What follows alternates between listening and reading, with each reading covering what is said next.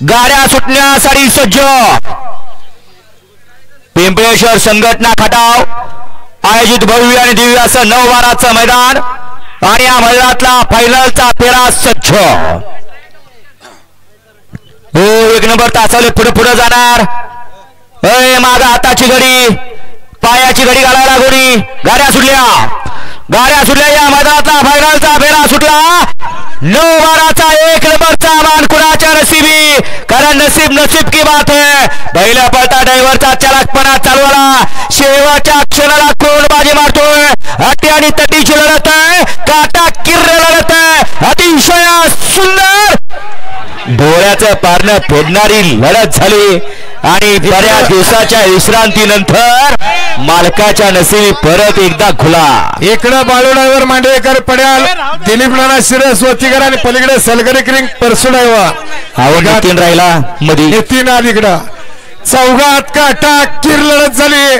कोण झाला प्रथम क्रमांकाचा मानकरी काही क्षणाचा अवधी निकाल येण्यासाठी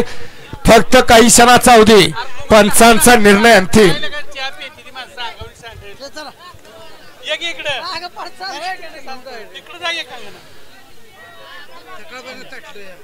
बैलगाडी मालक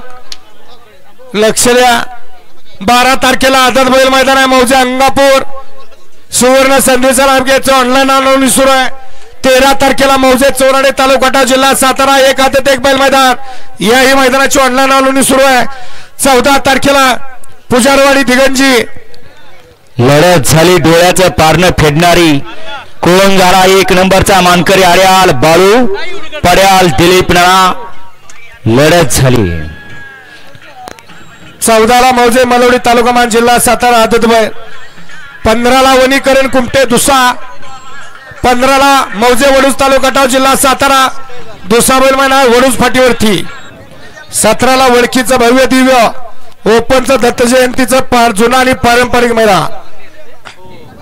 18ला मौजे पेडगाव फाटी तालुका खटाव जिल्हा सातारा 1 हातात 1 बैल मैदान 18 तारखेला मौजे चचेगाव तालुका जिल्हा सातारा 1 हातात 1 बैलाला 18 तारखेला ही 2 मैदानात आदत बैल 19ला नागोबा केसरी मौजे मसवड तालुका मान जिल्हा सातारा 21ला पुन्हा फौजी पॅटर्न